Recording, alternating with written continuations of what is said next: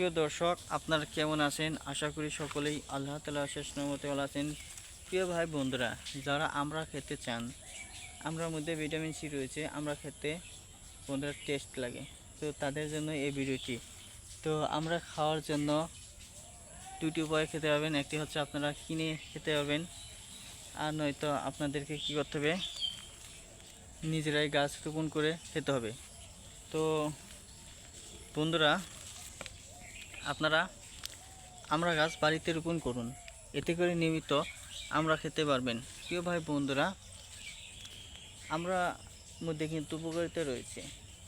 তো আমরা যে কোনো উপায়ে আপনারা খেতে পারবেন। আমরা ভর্তা করে বেশি খাওয়া হয়, বাজারে বিক্রি করা হয়। আমরা আচারও কিন্তু বন্ধুরা পাওয়া যায়। আমরা আচার কিন্তু বন্ধুরা খুবই সুস্বাদু।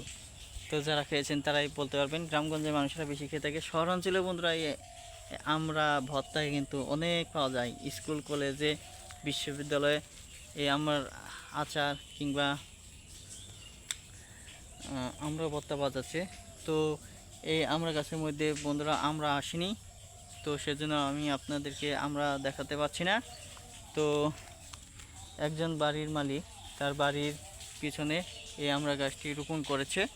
তো আপনারাও চাইলেও বাড়ির পিছনে কিংবা সামনে আমরা গাছ রোপণ করতে পারেন। তো আমি নিজেও আমরা গাছ আমাদের বাড়িতে রোপণ করেছি।